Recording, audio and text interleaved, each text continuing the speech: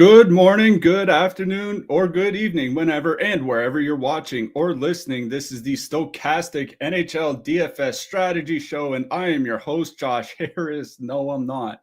I have a little bit more hair than Josh, not too much. Josh is not here today. I'm Slim Cliffy, Michael Clifford, by the way, for anybody tuning in for the first time. Josh isn't here today. He's pretty sick. Fever, chills. Last message I got from him saying he was having trouble looking anywhere but straight down. Doesn't sound very good. Anybody that watches this show on a regular basis knows Josh, come hell or high water, is almost always here. So he has to be pretty sick to miss it, but he is out today. So you're stuck with me and me alone. We have a 10-game slate on the board here tonight. There are 14 games in total. They cut the later 4 games off. Not sure exactly why they did that. DK's not exactly been shy about giving us 14-game NHL slates. My guess is to try to get a little bit more action on the late games by splitting them up, something like they do with NFL, but it's kind of unusual for them. But either way, we have 10 games on the board. Should shout out Travis. Travis says took second in the hip check yesterday. Congrats to him. Green is always good, as we say, just like this Dallas Stars jersey. Only one game yesterday in the NHL. Ottawa winning in Nashville, 5-2 final. It was actually a pretty good game for the most part. Ottawa's looked really good. There's a stretch there where you could tell they're kind of getting carried by their goaltending, and now it's not necessarily that. Like, the offense has come alive. I said it yesterday. I thought they looked more aggressive trying to get to the net than they really have at any point this season. Now it's just one game. But Ottawa is on the board again here tonight, so we'll talk about them a little bit later. Before we get too deep into the weeds here, want to thank you all for all the support. It's been about 15 months now since Josh and I went to the affiliate program, and the shows are still here, and that's because of the support from you guys. We will never ask you guys to go premium, but if you do, I'll put a link into the chat. You can join there. Use the promo code Stochastic15 to get 15% off the package of your choice. Help support us if you so choose. If not, just come along and enjoy this 10-game slate that we have here tonight. All right, let's get into these games. The first one on the board, Columbus Blue Jackets going into Buffalo. Columbus has a 2.8 total. Buffalo, I honestly, I get it. But Tage Thompson is out, and Buffalo still has a 3.6 total here tonight. That is a pretty high total for a team missing, easily their best offensive player, at least their best offensive forward. Tage Thompson obviously took that hit on the weekend.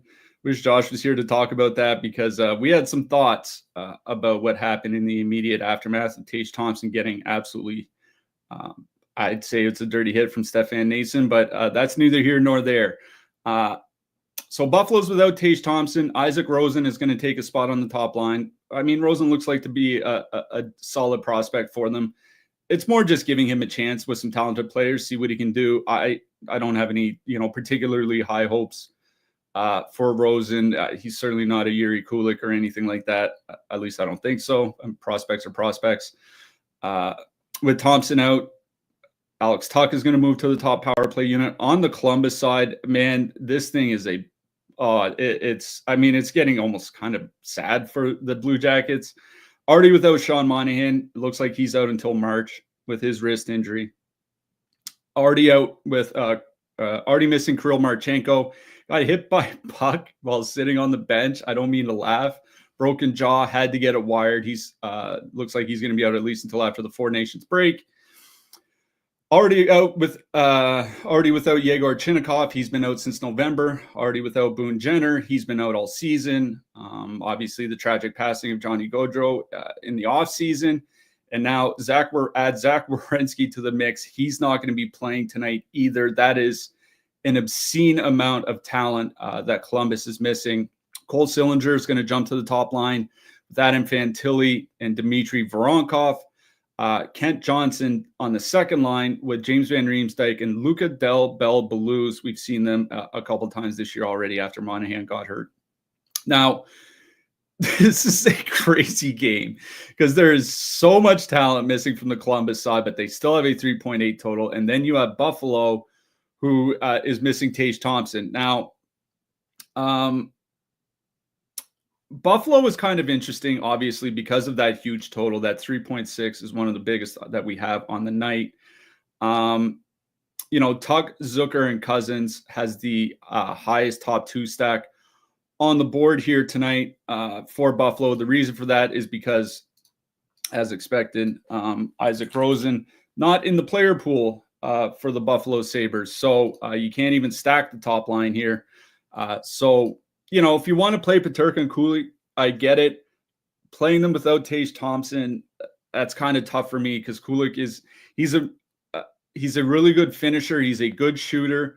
JJ Peterka is a good passer. Tage Thompson's kind of both, and it really helps make that line go. I don't know if Rosen can do the same thing. Tuck, Zucker, and Cousins is a little interesting here. Cousins and Tuck have actually been pretty good offensively together. I was looking at their minutes, even without playing with Tage Thompson, without JJ Peterka, like without those top guys, over 100 minutes, 71 shot attempts, 3 expected goals, 4.8 actual goals per 60 minutes. And as I mentioned, Alex Tuck is going to be jumping onto the top power play unit. So you get 2 out of the 3 guys on the top power play with Tuck and Zucker. Cousins generally gets meaningful minutes. He certainly will tonight with Thompson out anyway. There's not a lot of ownership coming in on them here. 6.1% on that Zucker, Tuck, Cousins line, 6.8% top two stack. Generally speaking, I wouldn't be too interested in this line, but given all the injuries that Columbus has, and they're not a good defensive team anyway, like they've been kind of getting bailed out by their goaltending lately. I really do like that Buffalo Tug, Zucker, Cousins line in the mid price range here tonight. They're certainly one of my favorite lines in that price range. On the Columbus side, I think there should be some interest in the Columbus top line. We always say it, but anytime you have a perfectly correlated top line that is going to play heavy minutes, and Fantilli's been playing like 21 minutes since Monahan went down, about 21 minutes a game over his last 5 games anyway. Cole Sillinger, now that he's going to jump to the top power play unit, probably be close to 20 minutes. Dmitry Voronkov, 18 plus. He's got 2 out of the 3 guys are going to get heavy minutes. Voronkov's going to get pretty good minutes for a winger. So anytime you can get a perfectly correlated top line at 15,300, I think you have to consider him, but that 13.3% ownership sticks out against a 7.5% top 2 stack. Now, Buffalo still isn't a very good defensive team with or without Thompson. That doesn't really matter. I think there is merit to playing Columbus 1, even if you want to dip down to Columbus 2,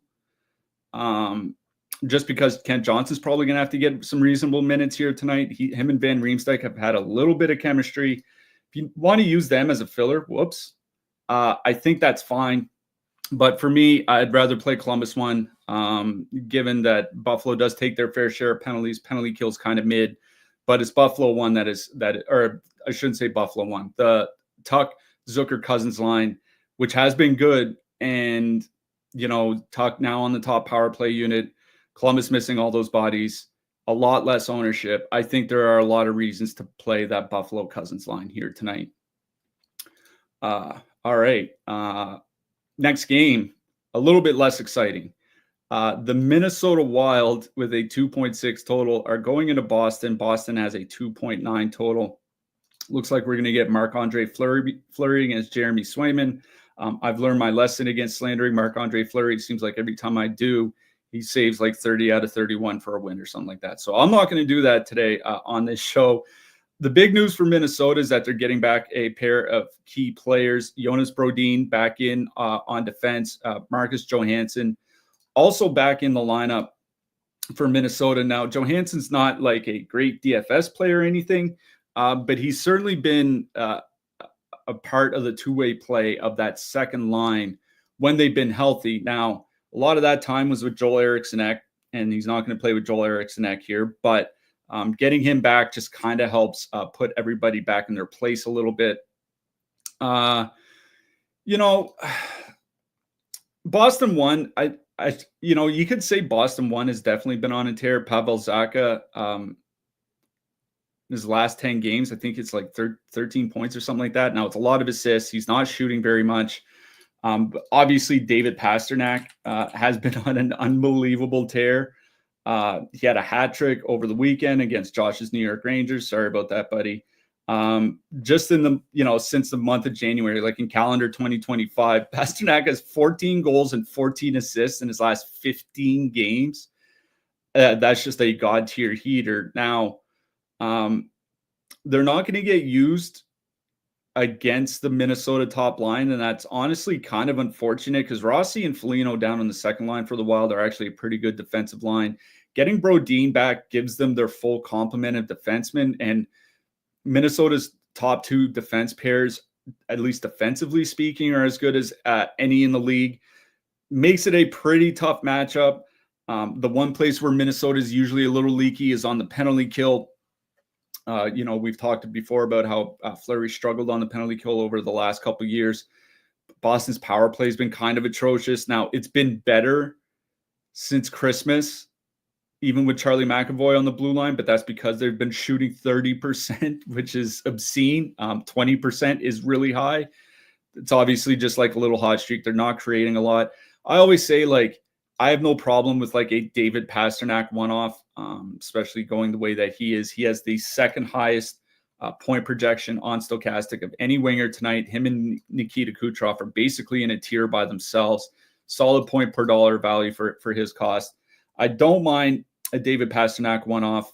Full stacking anything from the Boston side, I'm kind of out on. Even the second line, that Coyle, Marchand, Lindholm line hasn't been all that good this year. Not surprising. We trash Elias Lindholm all the time. 2.6 expected goals, 2.4 actual goals per 60 minutes. It's basically like league average. If you want to play Boston 1, I think that's fine. Considering I can get that Buffalo Tuck Cousins Zucker line at half the ownership against a much worse defensive team in Columbus than Minnesota is, I would probably lean to Buffalo in that price range. But if, David Pastrnak still one of the best one-offs on the board here tonight. On the Minnesota side, it's a little bit tough because that Minnesota top line has not been very good in this iteration. 54 shot attempts, 2 expected goals per 60 minutes. Boston has a pretty leaky penalty kill. Minnesota's been making changes every now and then to their power play because it's kind of struggled a little bit lately. It has been fine without Kaprizov.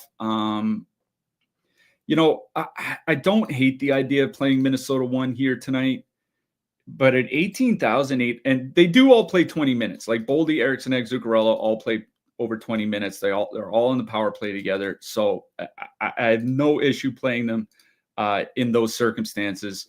I just think that if you're looking for a line in that price range, we're going to talk about obviously we're going to get through all the lines one by one a little bit later. There's a line that's at home tonight that's kind of on the road tonight that's in kind of a tough matchup, but I really do like for their price. The Winnipeg Jets, that top line is down now down around 19K. The Edmonton top line's around 20K. There are other lines in that price range I think I'd rather play. I don't have an issue playing Minnesota 1 just because they get so many minutes with perfect correlation against a bad penalty kill.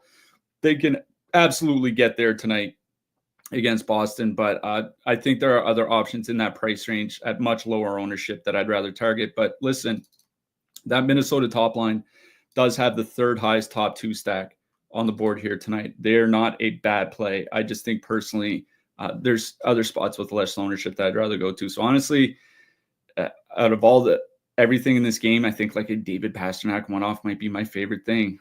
That's kind of it. Moving on, we'll get to our next game here. We have, we mentioned Ottawa earlier. We have the Ottawa Senators on the board here tonight. They have a 2.4 total. They're going into Tampa Bay. Tampa Bay has a 2.1 total.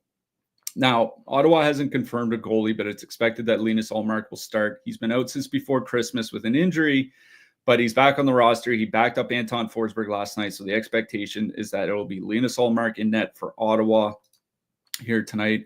Andre Vasilevsky is in net for Tampa Bay. Here's the thing with Ottawa, I'll start on their side, is that right now in our top stacks, We have Kachuk, Stützle, and Giroux.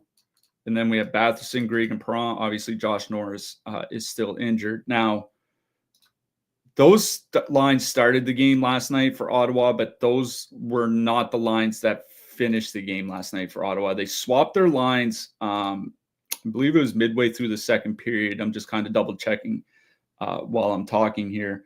Stützle, Giroux, and Kachuk started the game and then got split up about halfway through, or just a couple shifts into the second period, actually. Stützle went and played with Mike Amadio and David Perron. Okay. And then Kachuk, Giroux, and Ridley Grieg played the rest of the game together. So this is a spot where if you're going to play Ottawa, you kind of have to pay attention to warmups, because they did swap to those lines in the middle of the second period last night and then scored 5 goals and won 5-2. Maybe they stick with them is kind of my thinking here, because they did so well after they switched their lines. Now, I don't have a ton of interest in Ottawa to begin with. Like Tampa Bay, the one thing that Tampa Bay has generally had this season is a pretty good penalty kill. They don't take a lot of penalties. Tampa Bay's at since the start of January is at 2 times shorthanded per game. It's the second lowest mark per game in the league. On the season, they have the 5th lowest mark time shorthanded per game in the league this season. So they don't take a lot of penalties. The penalty kill is good besides that. And, Ottawa, like I said, Ottawa's 5-on-5 play looked good last night. That's not been the case for most of the season offensively. A lot of their success has come on the power play. I don't want to stack a team on the road on a back-to-back just because they've been good on the power play for most of the season, because it's a pretty bad power play spot for them. And it's not like if you're playing Stützle, Giroux, Kachuk, it's not like you'd be getting much of an ownership discount. 7% ownership, 6% top 2 stack. At that point, I'd rather probably just go play Buffalo at home to Columbus as opposed to Ottawa on the road against Tampa Bay. So kind of out on the Sens entirely here tonight. Again, if you want to ward off somebody like Brady Kachuk, that's fine. Like, there are some cheap guys that you can probably go to, like Drake Batherson's under 5K. Like, he's fine. But like, as far as full-on stacking goes, I think I'm out on Ottawa. Tampa Bay side is a little Bayside, like it's a Saved by the Bell here. Tampa Bay going back with Point, Kucherov, Gensel. They sent Connor Geekie to the AHL. So they have Mikey Esamont next to Sorelli and Hagel on the second line. We mentioned on the last show, but Tampa Bay's top line price has gone down a lot over the last couple of weeks. Remember, they were in the 26K range not that long ago. 23.9 on the last slate, 23.8 on this one. Still not getting a ton of ownership, under 6%, and they have the highest top 2 stack of any line on the board here tonight. Now, it's not necessarily a good power play spot for Tampa Bay either. The thing is that Ottawa does take a fair amount of penalties. Like, since the start of January, they've taken 50% more penalties than Tampa Bay has, just to kind of put it into perspective. On the season, they're tied for the 5th most time shorthanded per game. Remember, Tampa Bay's tied for the 5th fewest. So it's one of those games where Tampa could get like 3 or 4 power plays, and if they just go like 1 for 4, then they're on their way. And the other thing is like if Ottawa does start with Stützle, Giroux, and Kachuk as a line, that Kucherov, Point, Gensel line isn't going to play against them. They don't go out against the opposing team's top competition. Then you're going to be getting down against the second line. You're going up against your David Perrons, your Michael Amadios, your Drake Bathersons. That's kind of fine. Now, Linus Ullmark starting. Ullmark, he had a kind of a tough start to the season, then went on a huge heater before he got injured. It's his first game in like 6 weeks. So how he performs, I think, is fair to wonder. I don't mind Tampa 1 here. The thing is Tampa 2 with Esamont there is down to 14K. We know how good Hagel and Sorelli have been this year. Esamont is a low percentage shooter. But he does shoot with volume whenever he gets decent amounts of ice time. I think Ottawa's a good penalty kill. I think I kind of like Tampa 2 a little bit better here. This is like Minnesota. I have no issue playing Tampa 1. They do have a really high top 2 stack, 23,800. It's still a lot to pay. So I think I'm a little bit more intrigued by Tampa 2, but just generally speaking, I'm in way more on the Tampa side than the Ottawa side. Stacking a 2.4 total on the road on a 10-game slate is not something I do a lot, although I believe it was Oliver Atticus did that with Detroit like a month ago, and they went nuclear on the power play. So it can happen. Not something that I'm particularly banking on in this game. Next game up, New Jersey Devils. They have a 2.8 total. They are going into Pittsburgh, or a 3.2 total, sorry. They're going into Pittsburgh. Pittsburgh has a 2.8 total. Now, New Jersey's getting back Eric Holla back girl. He's playing between Dawson Mercer and Timo Meier on the second line. Hughes, Bratt, and Platt remaining together on the top line. Pittsburgh, obviously running back their typical top line with Crosby, Raquel, and Rust. That combo's been together, feels like, for a couple months now. And with Malkin out, they really don't have a whole lot else that they can do. I'm going to start on the Pittsburgh side because I'm usually not that interested in the Pittsburgh Penguins. But one of the reasons why I'm usually not interested in the Pittsburgh Penguins is because they, for a lot of that Crosby, Rust, and Raquel's time together, they were skating 19 to 20 minutes and around 19K and coming in over-owned. None of that is the case here tonight. 6.1% ownership, 13% top 2 stack at 20,400. Since Evgeny Malkin went down, that line's basically been skating 21 to 22 minutes a game. That is, it's going from 19 minutes to like 21 and a half isn't like a complete make or break, but 2.5 minutes per game consistently of extra ice time, it starts to add up and it starts to really matter. 3.1 goals per 60, 71 shot attempts per 60 for that top line at 5-on-5 since January 1st. They're going to be going out against the Jack Hughes line. The Jack Hughes line has not been very good lately. I was looking at their numbers since January 1st, 2.7 expected goals against, 2.7 actual goals against. Those are below average defensive numbers. Obviously, New Jersey's still without Jacob Markstrom. He's injured. Jake Allen is starting. We're Jake Allen fans here at the show, but he's not Jacob Markstrom. This is another one of those reasons why I'm not as high on Tampa 1 here tonight, is because I don't mind Pittsburgh 1 here. Like, they're $3,400 cheaper. They're also a perfectly correlated top line at home against what has typically been a good defensive team, but might have a question mark in net. Allmark because he hasn't played in 6 weeks. The Devils because Jacob Markstrom is hurt. If I'm spending over 20K, there's one other line we'll talk about later that I think I have more interest in, but Pittsburgh might actually is my number 2. And if you look at the top 2 stacks here tonight, they're number 5. They're a top 5 line on the board, and numbers 2 through 5 are all basically bunched up together. So I don't mind Pittsburgh 1 here tonight at all. Again, I didn't like Pittsburgh 1 when they're playing 19 minutes and coming in with 15% ownership. Playing 21 to 22 minutes at 6% ownership, that's a different story. And it's not like the New Jersey Devils have been playing their best hockey lately. I kind of like Pittsburgh here tonight. As for their depth, like Glass and Bunting have been fine together. They've had trouble scoring. Bunting's on the power play, so maybe you can get like a Glass Bunting 2-man at low ownership for relatively cheap that you pair with your more expensive guys. I think it's okay. But for me, if I'm playing single entry, like I'd be targeting the Pittsburgh top guys here. On the New Jersey side, it's interesting because that New Jersey top line has generally been good this year.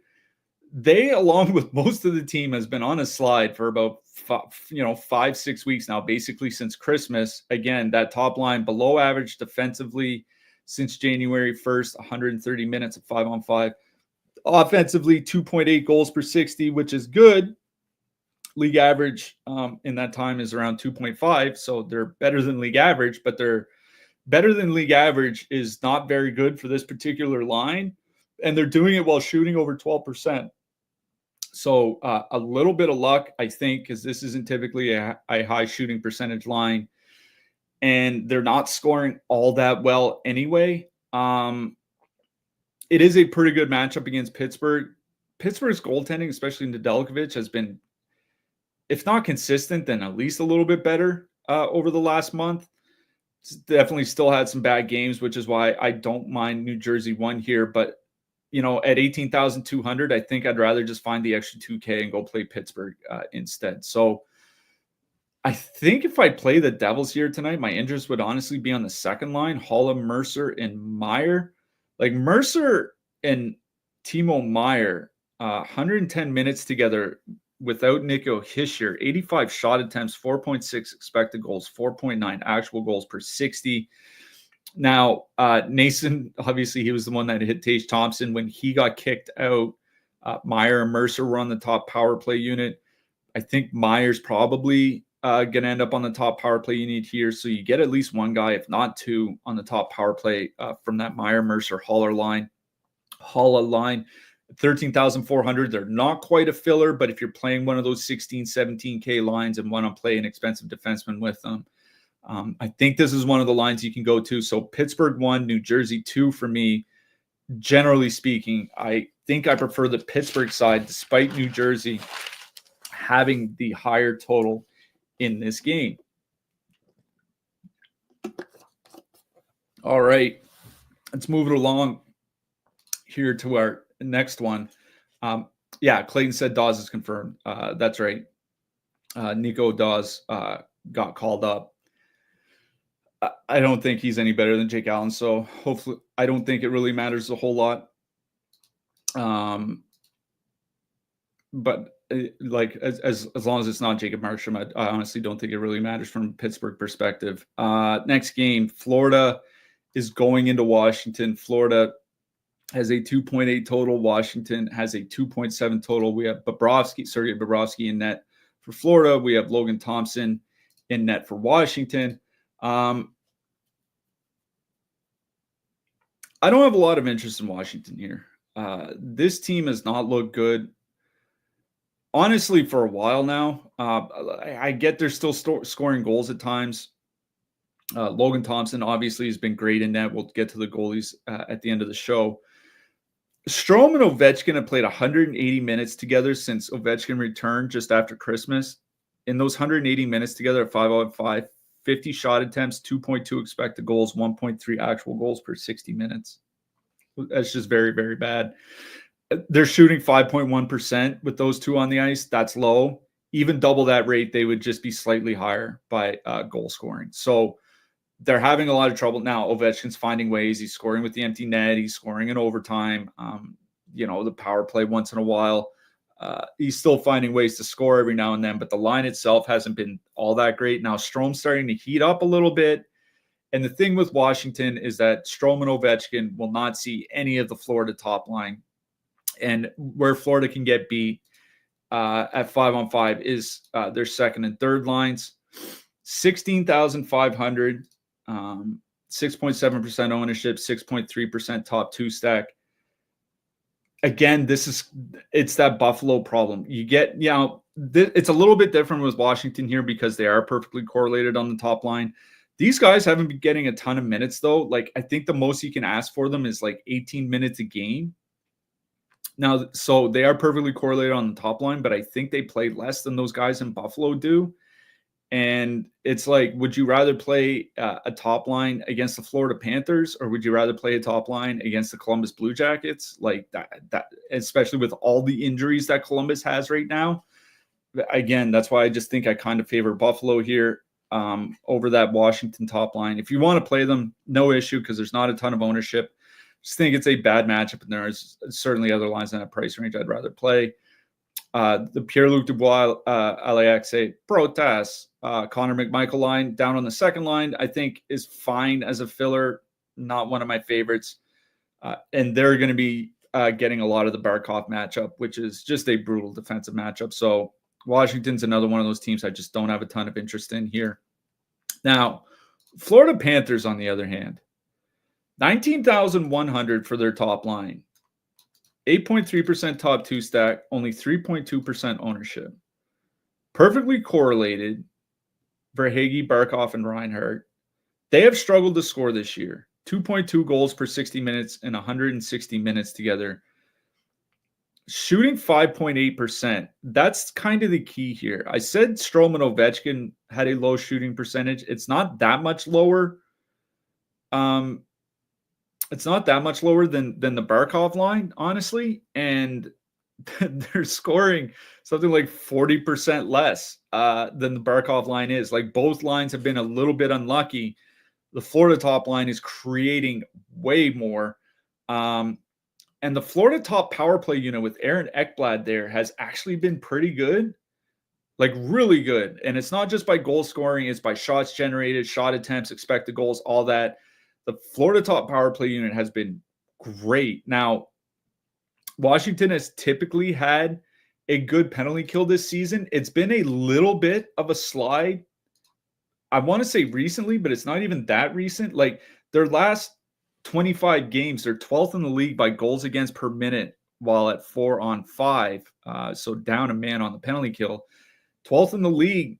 They've been a mid penalty kill for the last 25 games. So honestly, Florida's one of those low-owned spots I like here tonight. Carter Verhaeghe had a hat trick over the weekend. I worried that, kind of spent all his good luck in one game. But they've generally been dominant at 5-on-5, if a little bit unlucky by shooting percentage. I think they're better than they show. There are some numbers about Verhaeghe that worry me. I mentioned in my newsletter this week, actually, Carter Verhaeghe shots off the rush have cratered from last year. Florida, typically a team that's creating a lot off the forecheck anyway. That worries me a little bit, but at 3% ownership, I think it's kind of worth the risk. So it's another one of those reasons why I don't really like Tampa here tonight. I'd rather save like 4,700 and just go play Florida at 3% ownership. They are also a perfectly correlated top line where the top guys are going to play 20 minutes plus, probably play 20 minutes plus, I should say. And they're a lot cheaper. Now, going up against Logan Thompson is never ideal, but it's not as if this line is 24K and you need like 3 goals and a shot bonus and two shot bonuses or whatever. Like, if you get like 2 correlated goals and a shot bonus from one of them, like, you might be fine. So I really do like Florida 1 here. Florida 2, I think, is playable. 14,800 is kind of an awkward spot because I want to get guys on the power play. You only get Kachuk. So I think Florida 2 is okay. I'm nothing against them personally, but Florida 1 is by far my favorite line in this game. Brandon asked Hughes one off. I'm assuming that you meant Jack Hughes. Yeah, it's fine. I think if I'm playing New Jersey here tonight, I'm bringing more guys along though, just because you do get correlation. Obviously, you get correlation with Jesper Bratt. If New Jersey gets to like 4 or 5 goals, obviously they're going to get a lot of players involved. Hughes as a one-off is fine. You look at his projection here tonight, he's the number 4 center, but of the top 4 centers, like, they're kind of all in their own range: McDavid, Matthews, Eichel, Hughes, and then there's a pretty big gap down to Crosby. So he's fine. Again, New Jersey's not a team that I'm particularly targeting here tonight. All right, let's get to our next game. Vegas, 3.0 total. They're going into New York to face the Islanders. The Islanders have a 2.6 total. Oh, boy. So I guess technically speaking, Vegas has Mark Stone down on the third line. Matthew Barzal is out for the Islanders. This game opened at a 6 total. It's down to 5.5, at least by Stochastics numbers. So, I like Keegan Colasar as a player. Should he be on the top line with Jack Eichel? I don't think so. I get why Vegas is doing it. They've been on a little bit of a skid. They don't want to mess with the second line. That's been pretty good. There are only so many changes that you can make, but Jack Eichel playing with Ivan Barbashev and Keegan Colasar, like, that just does not interest me at all. In fact, despite having the 3 total, if you look at top stacks, under 3% on the top line, under 2% on the second line, under 1% on the third line. Like, that's what happens when you spread everything out. Here's the other thing. We make fun a lot of the Islanders penalty kill. The Islanders penalty kill since January 1st, fewest goals against per minute of any team in the league, like better than teams like Carolina, Los Angeles, Dallas that we always talk about. That's pretty astounding. That's been a recent trend. Again, it's just since January 1st. It's a span of 14 games.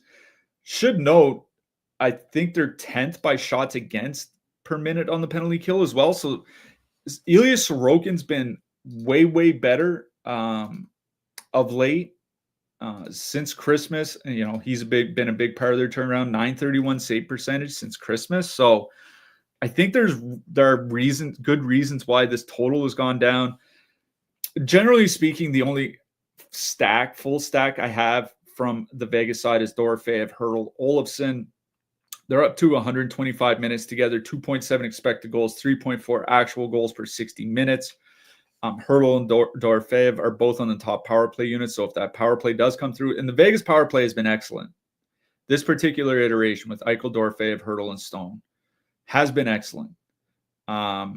So if they can, if this is just a mirage from the Islanders and it's not actually a top 10 penalty kill, it's just been a good few weeks.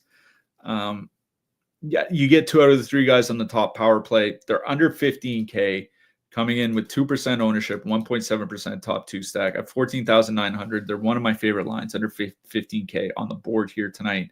Much rather play them than the top line. Like Ivan Barbashev just doesn't shoot. Like he has 17 shots in 12 games since he returned. That's under 1.5 shots per game. Keegan Colasar, I'm not convinced is going to last the entire game there. I wouldn't be like, if this is 2-1 Islanders halfway through the second, I wouldn't be surprised to see Mark Stone back on the top line. So for me, it's just Dorofeyev, Hurdle, and Olofsson. On the Islanders side, in a nutshell, losing Matt Barzal is not a good thing. However, 260 minutes together this year for Bo Horvat and Anders Lee when they play with anybody but Matt Barzal and Brock Nelson. It looks like they'll get Anthony Duclair on the wing here tonight.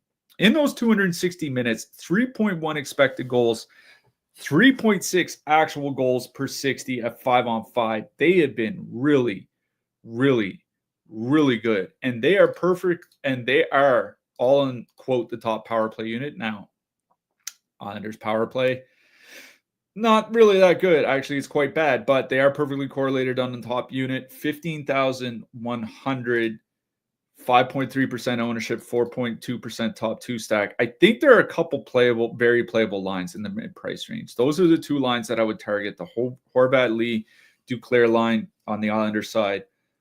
On the Vegas side, it would be the Hurdle, Dorofeyev, Victor Olofsson line. In a nutshell, I'll go to the Vegas side. I'll play the team with the higher total. So I prefer Vegas 2 over Islanders 1. But I think if you're looking for a line in that 15K range, you should consider both of these lines here because both lines have been good offensively. Both lines have 2, if not 3 guys on the, quote, top power play unit. Vegas has been a lot better, but, the power play time, still power play time for the Islanders. And they're all moderately priced. So I think if you're looking for lines around that 15K range, Vegas 2 over Islanders 1 for me, but they're both near the top of the pile in that price range. Next up, Edmonton Oilers, 3.4 total going into St. Louis. The St. Louis Blues have a 2.7 total. Alex Texier, okay, on the second line for St. Louis with Dylan Holloway and Braden Shen. Top line status quo, Jordan Kyrou, Robert Thomas, Pavel Buchnevich. Jordan Binnington getting the start for St. Louis. Not entirely sure who's going to get the start for Edmonton here tonight. I assume it's going to be Stuart Skinner, but the Oilers do play tomorrow, but it is in Chicago, so maybe it's Skinner tonight, Picker tomorrow. Either way, looks like the Oilers are running back that McDavid, Draisaitl, Corey Perry top line. Now, I get it. We don't want to see Corey Perry on the top line in the year 2025 playing with Leon Draisaitl and Connor McDavid. However, one thing I hate to cross promote here, but one thing I talked about in my newsletter this morning was that Ryan Nugent-Hopkins is having a pretty bad season. 1.25 points per 60 minutes at 5-on-5. It's basically a low-end third-line rate for Nugent-Hopkins. He's creating 60% less offense off the cycle or forecheck than he did across the prior 2 seasons. 60% less. In fact, despite playing most of his minutes somewhere in the top 6, either with McDavid or Draisaitl, Ryan Nugent-Hopkins and Corey Perry, and Perry's mostly been playing in the bottom 6, not with Connor McDavid and not with Leon Draisaitl. They've basically they've created around the same amount of offense off the forecheck this season. Like, Nugent-Hopkins has just been bad. Like, there's no other way around it, at least offensively, certainly from a DFS perspective. So when you put Corey Perry up there, like, yeah, it doesn't make the line correlated anymore. It makes the line cheaper. For one, that line is 20,300, 15.8% top 2 stack, 10.4% ownership. They played together the entire game in their loss. I believe it was Saturday night. It wasn't one of those games where they moved up Zach Hyman by the end of the second period or Nugent-Hopkins by the end of the first period or something like that. They kept Corey Perry up there. So this is a McDavid Draisaitl X line at 20,300 going up against St. Louis. Now, St. Louis has typically been fine defensively under Jim Montgomery, but it's not like they're impervious to giving up goals. And the St. Louis Blues, since January 1st, the most goals against per minute on the penalty kill in the league. Over their last 25 games, the most goals against per minute on the penalty kill in the league. This has been the worst penalty kill, at least at 4-on-5, in the NHL. So you have McDavid and Draisaitl in what is a really good power play matchup, coming in with positive leverage. Their top 2 stack at 15.8% is second on the board here tonight, behind only Tampa Bay. I don't know, man. I see a lot of reasons to play the Oilers here tonight. Like, if you want to take out Perry and put in Hyman because it is a good power play spot, like something like that, I think that's fine. I really do like Edmonton 1 here. It's another one of those reasons why I don't really want to play Tampa, why I really don't want to play New Jersey. It's because Pittsburgh's at home and getting more minutes, which I think is fine. But then you have this Edmonton line in a great power play matchup. And, like, honestly, Corey Perry, clearly not what he was 6-7 years ago, but it's still Connor McDavid and Leon Draisaitl, 2 of the 5 best offensive players forwards in the NHL. Doesn't really matter who's on the wing. So I really do like Edmonton 1 here. My favorite line over the 20K range here tonight. Edmonton 2, listen, I get that they're trying different combinations. I'm just sick of this. I'm not playing that Edmonton second line and leaving McDavid. I'm not playing an Edmonton stack and leaving McDavid and Draisaitl off of it. So if you want to power play stack them, fine. If you want to take off Perry and put on one of Nugent-Hopkins or Zach Hyman, fine. But it's Edmonton 1 that I like best. And honestly, it's not even that close. On the St. Louis side, like Thomas Kyrou and Buchnevich, I think should get some consideration here. One, they're 16,300 coming in with positive leverage, only 3% ownership. Generally speaking, when they've been together over the last few years, they've been really good. This season, only 60 minutes together with Jim Montgomery since Jim Montgomery got hired in late November. But 3.8 expected goals, 4.1 actual goals per 60 minutes. Buchnevich and Thomas play the same power play unit. I think you should give some consideration to St. Louis's top line here as well. Holloway, Shen, like, now that they've broke up that line, like, they can get bent. But Kyrou, Thomas, and Buchnevich, like, heavy minutes for Buchnevich and Thomas. This line has generally been really good over the last 3 years, regardless of which coach is behind the bench. This line has been really good under Jim Montgomery. Now, it's not a great matchup going up against Edmonton, but the Edmonton top line with, McDavid and Perry typically aren't that great defensively. In fact, they've been below average defensively in their minutes together this year. Hyman and Nugent-Hopkins have been horrific at 5-on-5 together this season without Connor McDavid as their center. Like literally anybody else but Connor McDavid, and they've been horrific. So like, I don't think this is a very good defensive Edmonton top six. So 16,300. That St. Louis top line is another one that I'd throw in the bucket with Vegas too. With the Islanders top line, with that Buffalo Cousins line. I like them less than Buffalo, but I think I would rather play them than a team like Ottawa, than a team even like New Jersey. I think St. Louis one is perfectly fine. I still prefer Buffalo, but that St. Louis top line, again, they've been really good in their history together. I don't think that they should get overlooked here tonight. It's still a 2.7 total. It's not nothing. So I don't mind St. Louis one, but Edmonton one is my favorite line in this game, and it's one of my favorite lines of the entire night. All right, next up. Very interesting game here as we have the Carolina Hurricanes going into Winnipeg. Carolina has a 2.8 total. Winnipeg has a 2.7 total. This is an interesting game for this reason. One, Aho, obviously Mikko Rantanen in Carolina on the top line with Sebastian Aho, skating with Jackson Blake, and they are perfectly correlated now.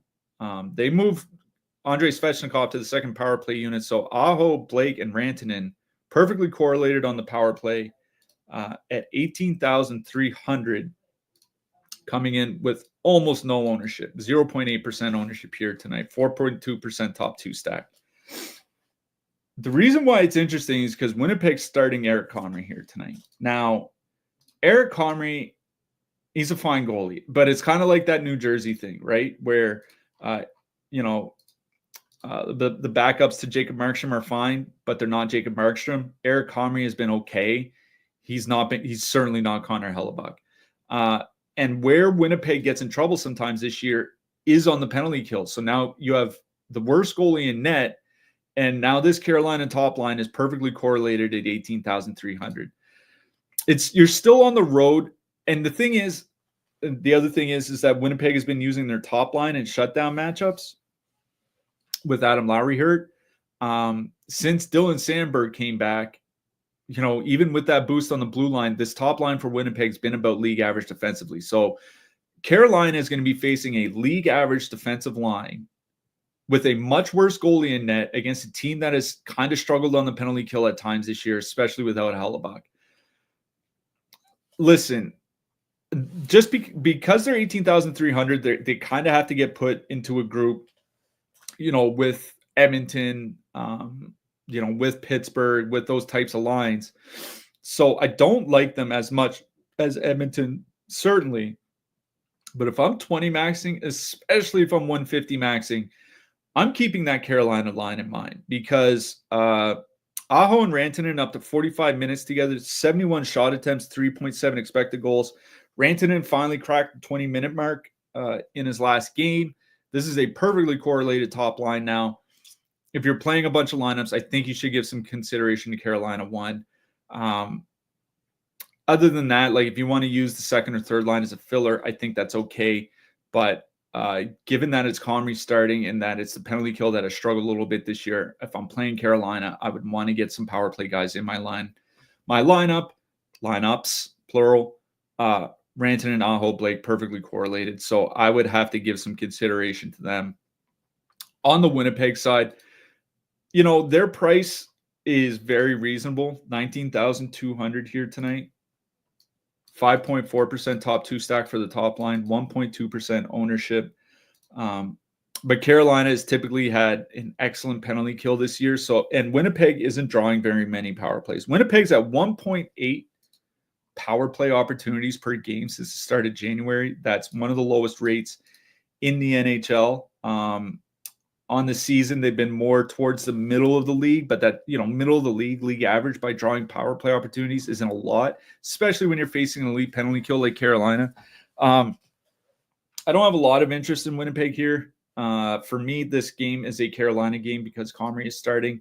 Carolina won for me, but even as much as I kind of want to play them, I think just because they're in a range with like Edmonton and all that, I would probably rather save them for like a 20 max or certainly 150 than I would single entry. But with Comrie starting, I'm kind of starting to second guess myself a little bit as far as the Carolina Hurricanes go here tonight. All right, next up, we have the Toronto Maple Leafs going into Calgary. Toronto has a 3 total. Calgary Flames have a 2.6 total. Mitch Marner not playing tonight for Toronto. Looks like Max Domi's going to take his spot on the top line, but Morgan Riley is going to take his spot on the top power play unit. Now, Toronto, Austin Matthews playing with Domi and Nyes is a little interesting because Domi is like, what if Mitch Marner was half as good a playmaker and also sucked defensively?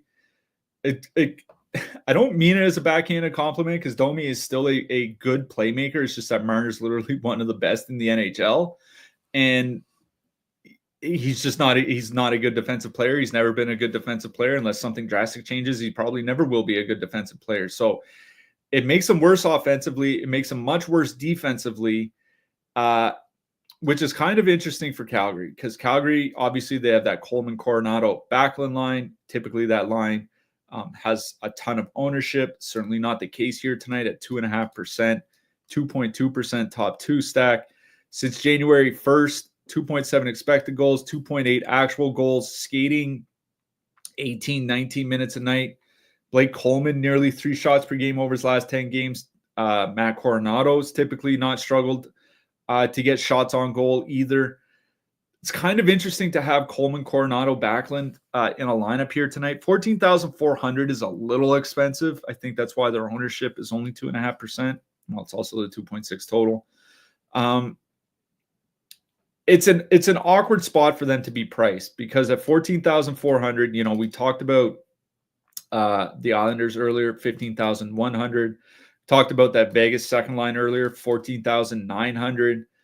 We talked about Tampa Bay earlier, 14K even. Like there are other spots that you can go to here.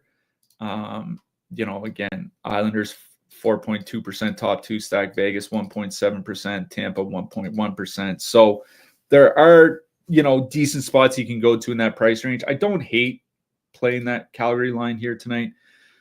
I'm going to talk about the Calgary top line here for a second. Kadri, Huberdeau, Farabee. I mentioned Joel Farabee again in my newsletter. Hate to promote, but I think this is important because back in Philadelphia, the only 3 guys that were ever consistent at creating offense off the rush were Konechny, Owen Tippett, and Joel Farabee. And Joel Farabee only played. It was less than 30% of his ice time with Konechny this year. Played almost no time with Owen Tippett. In Calgary, the 2 guys that create the most off the rush, honestly, it's not super close, are Kadri and Huberdeau. So Farabee is a guy that's going from a team where he wasn't playing very much with guys that like to play off the rush to a Calgary team and a top line that plays a lot off the rush. Like it's one of those things where I think they stylistically fit pretty well. Joel Farabee, up until the season, for years, for 4 years, he was a really good producer at 5-on-5. He just typically didn't get a ton of minutes. I like that Calgary line in a nutshell, especially where they're not going to face Austin Matthews. Even if that line somehow is fine defensively, the second line has not been like that. Tavares line with Nylander and Pacioretty, 3.2 expected goals against, 2.5 actual goals against. The goals against haven't been bad, thanks Joseph Woll, but they do allow a lot. And then, of course, the third line not going to be very good with all their injuries. So I do like Calgary one in a nutshell here, but it's kind of that Winnipeg or that Carolina thing where I think it would be a 20 max or something because it's 16,000. If you look, again, that Buffalo top line, only $900 more expensive. We mentioned them. The St. Louis top line, only $300 more expensive. I think, if you want to play Chalk Columbus, they're a little bit cheaper. I think there are other lines in that price range I'd rather play. But I don't hate the look of that Calgary top line. Maybe something to keep in your back pocket for future slates. On the Toronto side, I don't hate the idea of playing the Leafs here tonight. I think, if anything, this is a case where I might actually go down to the second line. Nylander, Tavares, Pacioretty, as much as they struggled defensively, Offensively, they've been pretty good. 3.3 expected goals, 3.7 actual goals per 60. With Riley back on the top power play unit, each of Toronto's top 2 lines both have guys on the top power play. I think my favorite thing in this game is honestly just a William Nylander one-off. But if I'm going to stack anything from Toronto, it's going to be their second line here. I'd never say don't play Austin Matthews. Obviously, that would be a dumb thing to say. He still has a very strong projection. I just think it's a big step down going from Marner to Domi. Matthew Nyes, just checking his price real quick. I forget it off the top of my head. He's up to $5K. It's not like he's super cheap here. So I don't, it's another one of those situations. I don't hate playing Toronto 1. I think I prefer Toronto 2, but honestly, it's kind of like that Pittsburgh thing where even though Calgary has a lower total, I think I kind of prefer their side. I can tell you right now, I'm not going to have either side of my single lineup here tonight. All right, final game. This one should be a lot quicker. Philadelphia Flyers, 2.6 total going into Utah. The Mammoth, the Outlaw Hockey Club, they're still voting on it. Utah has a 2.9 total. Utah, good news for them. They're getting Dylan Guenther back here tonight. Obviously, Logan Cooley's still out. So Guenther is going to be on the second line with Barrett Hayton and Michael Carcone. Top line still Alex Kerfoot, Nick Schmaltz, Clayton Keller. Guenther going back to the top power play unit. He has Hayton as a center at 5-on-5. He's also going to be with Hayton on the power play. It's not a bad matchup going against the Philadelphia Flyers. Keller, Schmaltz, and Kerfoot are coming in a little bit over-owned, but it's not a lot, 8.3%. I think this is a situation where I might honestly prefer that Utah second line. Like Hayton getting top power play minutes, I think matters here.